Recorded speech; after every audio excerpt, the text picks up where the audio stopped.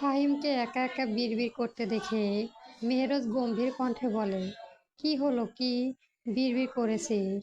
মেহরোজের কথায় চমকে যায় ফাহিম। তারপর বলে, কই কিছু না। মেহরোজের কথায় চমকে যায় ফাহিম। তারপর বলে, কই কিছু না তো, বল করেছি। আসলে আসলে কি, মনে ছিল না? আমি ভাবছি তুই মজা করে বলেছিস, তাই আর তেমন গুরুত্ব দেইনি। ফাহিমের কথা শুনে মেহরোজের মেজাজ গরম হয়ে যায়। মেহরাজ তবুও নিজেকে শান্ত করার আপ্রাণ চেষ্টা করে। ফাহিম বুঝতে পারে মেহরোজের রাগ। মেহরাজ যখন রেগে যায় তখন ওর হাত মুষ্টিবদ্ধ হয়ে যায়, যা মেহেরজ রাগ বুঝিয়ে দিতে সাক্ষম। ফাহিম শান্ত কণ্ঠে মেহেরজের দিকে তাকিয়ে বলে, একটা কথা ভেবে দেখ, শ্রেয়সী বাড়ির লোকেরা তোদের বাড়িতে এসে ঝামেলা করলেও দোষ, কিন্তু আসলে ওদের কিন্তু না। ফাহিমের কথায় মেহেরজ তীক্ষ্ণ চোখে তাকিয়ে ফাহিমের মুখের দিকে। ফাহিম একটা শুকনো ঢোক গিলে বলে, আমি যেহেতু আইন নিয়ে পড়েছি তাই বলছি, যেহেতু প্রথমত বিয়েটা তোর মত নিয়ে হলেও তুই চলে গিয়েছিস বিয়ে করে বাড়িতে রেখে। এটা একটা মেয়ের কাছে সব থেকে বড় কষ্টের বিষয় যে তার স্বামী তাকে না দেখেও চলে গেছে। হ্যাঁ, আমি বুঝি তোর কাছে তোর জব ইম্পর্টেন্ট, কিন্তু নতুন বিবাহিত মেয়েটা কিন্তু বুঝতে পারিনি। তখন শ্রেয়সীর বাবা রাগ করে মেয়েটাকে নিয়ে যায় আর হুমকি ধামকি দেয়। আলতাফ শেখ মানে শ্রেয়সীর বাবা কিন্তু তার 15 বছরের মেয়েকে বিয়ে দিতে রাজি হয়েছিল তোর বাবা জোরাজুরিতে। তাহলে এখানে দোষ কার? কোনো মেয়ের বাবা কি চাইবে তার মেয়েকে এমন কোনো জায়গায় রাখতে যেখানে মেয়েকে বাসর ঘরে রেখে চলে গেছে? আমি তো ভাই হিসেবে আমার ছোট্ট বোন মাহির সাথে এমন হলেও তো আমি রাখতাম না সেখানে। আলতাফ শেখ তো বাবা, তো তিনি ঠিকই করেছেন, কারণ তোর পরিবার তো মিথ্যে সিগনেচার করা ডিভোর্স পেপার দিয়েছে নিজেদের সম্মান রক্ষার্থে।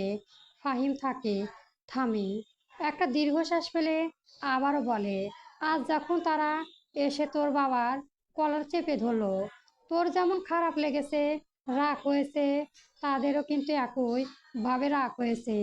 যখন বুঝতে পেরেছে ডিভোর্স দেওয়ার পর তুই আবারও তার মেয়ের পিছনে পড়েছিস। আমি বরাবরই তোর সামর্থ্য করি, তবে এই কাজও তোকে সামর্থ্য করতে পারবো না। হাত ওদের আসল ডিভোর্স হয়নি, এটা তোর পরিবারকে বলে দিতে বল, তাহলে সব সমস্যা সমাধান হয়ে যায়।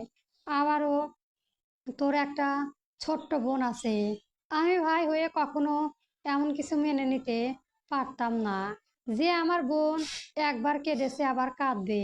একইভাবে শ্রেয়সী ভাইও মেনে নিতে পারছে না। ফাহিম থামে, জোরে একটা দম নেয়। মেয়েরা চুপচাপ মাথা নিচু করে বসে আছে। ফাহিমের কথাগুলো সে ভেবে দেখেনি। বাবার উপরে রাগ করে পরম সৎ কথাগুলো ভাবেনি। আসলেই তো তার পরিবারের দোষ, সে কেন ওই পরিবারের দোষ দিচ্ছে?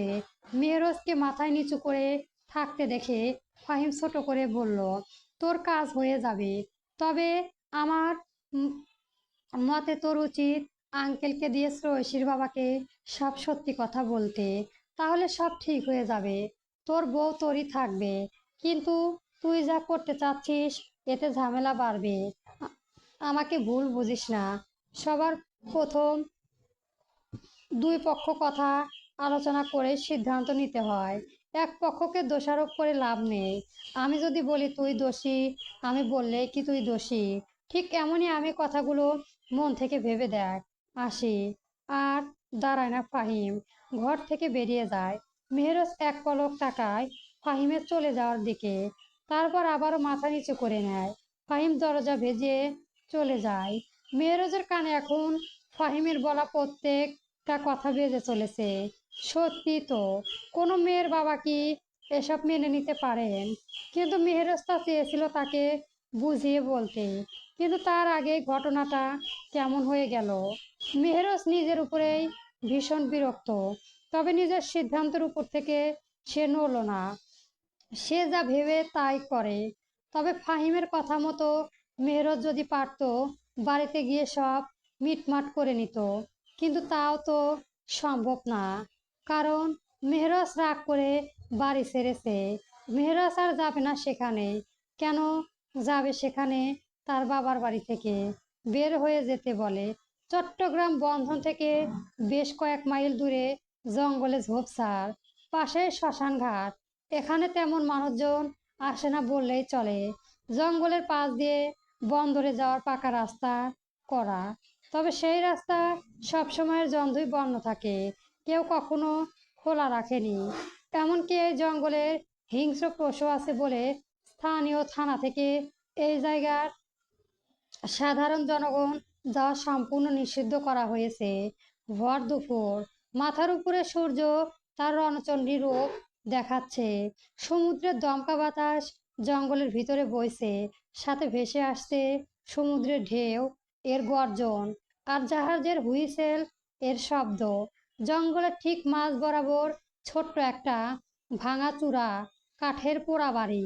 বাইরে দেখলে যে কেউই ভেতরে ঢুকতে ভয়ে পড়ছে কেমন ভুতুড়ে পোড়া বাড়ির মতো। আর সেই বাড়ির পাতাল ঘরে একটা আধমরা লোক পড়ে আছে। পাশে থাকা দানবীয় দুজন লোকটা দু হাত কেটে নিয়েছে করাত দিয়ে। লোকটি স্থানীয় পুলিশের গুরুচন্ড। সামান্য সন্দেহ তাগিদে জঙ্গলে প্রবেশ করেছিল, তাতেই তার জীবন আজ বিপন্ন। দুহাত দিয়ে গজ গজ করে রক্ত বের হচ্ছে লোকটার, তবে চোখ মেলে তাকানোর উপায় নেই, কারণ তাকে বোধহয় পিটিয়েছে লোকগুলো। ছেলে দুটো তাকে সোজা করে চেপে ধরে রেখেছে, হাতে প্রচণ্ড যন্ত্রণা। যেখানে লোকটা ছটফট করার অবস্থা, সেখানে এক চুলো নড়ার ফুসরত নেই। তার সামনে কাঠের চেয়ারে বসে আছে সাদা পাঞ্জাবি পায়জামা পরা এক লোক, ঘাড়ে সাদা গামছা। হজ করে আসার পর থেকে সাদা জিনিস পরতে ভীষণ ভালো লাগে তার। লোকটি গালে থাকা প্রাণ গুলো থুথু করে পাশে ফেলে দিয়ে উঠে দাঁড়ায়। তারপর আমদা বেদনাশক্তি লোকটার সামনে গিয়ে দাঁড়ায়। আহত লোকটার মুখ তুলে তাকানোর আগেই সাদা পাঞ্জাবি পরা লোকটা কাটা দু হাতে দুমুঠো লবণ চেপে ধরে কিরমির করে বলে, শুয়োরের বাচ্চা, আমার রাজত্ব ধ্বংস করবি বলে এসেছিস খবর নিতে? এখন ভাব তোর মারার খবর কেউই পাবে কিনা। লোকটি অসহ্য যন্ত্রণা ছটফট করে ওঠে। পান খাওয়া লোকটা লাল হয়ে যাওয়া দাঁত বের করে হেসে তাকে ধরে রাখা ছেলে দুটোকে ইশারায় ছেড়ে দিতে বলে। সাথে লোকটা ধপাস করে মাটিতে পড়ে গিয়ে যন্ত্রণায় ছটফটাতে থাকে। তার কাটা হাত দুটো পাশেই বিদেশি দুটো কালো রঙের হিংস্র কুকুর পরম শান্তিতে ছিঁড়ে ছিঁড়ে খাচ্ছে।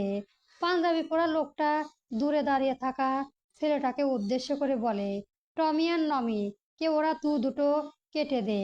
ওরা অনেক দিন ধরে মানুষের স্বাদ পাচ্ছে না ঠিক মতো। লোকটাই করার কথা হতে বিশাল ধারওয়ালা রামদা নিয়ে ছেলেদের এগিয়ে আসে। যেমন রামদা তেমন ওর শরীর। আহত লোকটা কেটে ওঠে ছেড়ে দেওয়া আকুতিতে, তবে কারো মন গলে না। এক কোপে আলাদা হয়ে যায় দুটো পা দুটো। লোকটা বিকট চিল্লানি দিয়ে ওঠে যন্ত্রণায়। পাঞ্জাবি পরা লোকটা আরো জোরে হেসে উঠে বলে, আমার রাজত্ব দেখে চেয়েছিলিস না? দেখে নি। এই টমি পেটে তোর মতো আরো কতগুলো পুলিশ গুপ্তচর গেছে তা হদিস নেই। লোকটি ছটফট শুরু করে একটা ছেলে এসে কাটা পা দুটো লবণ আর গুঁড়ো মরিচ দিয়ে যন্ত্রণায় বাড়িয়ে দেয়। মুখের মাঝে ঝালে গুঁড়ো পুড়ে তুলে পুচে চুন লাগিয়ে দেয়। লোকটি অসহ্য যন্ত্রণায় ছটফট শুরু করে, যা দেখে পাঞ্জাবি পরা লোকটা প্রশাসিত শান্তি পায়। তারপর ছেলে দুটোর দিকে তাকিয়ে বলে, ওর শরীরের সব গুরুত্বপূর্ণ অঙ্গগুলো খুলে ল্যাবে দিয়ে আসবি। মনে রাখিস, এই শুয়োরের বাচ্চা বেঁচে থাকতে সব খুলবি, যাতে মৃত্যু মিষ্টির স্বাদও নিতে পারে। শ্রোয়েশিয়ার কোচিংয়ে যাবে না, তাই ইরু একা চলে গেছে। যদিও আর সেও যেত না, তবে বাড়ি থেকে শুয়ে গুছিয়ে বের হওয়ার পর এখন আবার ফিরে গেছে। নিশ্চয় তার আম্মু আর না বকে থাকবে না। তাই ইরু মন খারাপ করে রাস্তার পাশে ফুটপাত ধরে আপন মনে হেঁটে যেতে শুরু করে। হাঁটতে হাঁটতে হুট করেই ইরু কিছু এরার সাথে হোঁচট খেয়ে পড়ে যেতে নিতে ধাক্কা খাওয়ায় কারো বক্ষে। তার হাতে থাকা চায়ের কাপটা দূরে ছিটকে পড়ে সামান্য চা লোকটি হাতে পড়ে। ইরু নিজেকে সামলিয়ে সোজা হয়ে দাঁড়ায়, তারপর ধাক্কা খাওয়া লোকটির দিকে তাকাতেই নিঃশ্বাস বন্ধ হয়ে আসে ওর। কাঁপা কাঁপা কণ্ঠে বলে ওঠে, আপনি এখানে? পরবর্তী গল্প পেতে আমার চ্যানেলটি সবার আগে সাবস্ক্রাইব করে রাখবেন। গল্পটি কেমন হয়েছে অবশ্যই কমেন্ট বক্সে জানাবেন। গল্প লেফটেন্যান্ট মেহরাজ মির্জা। চলবে।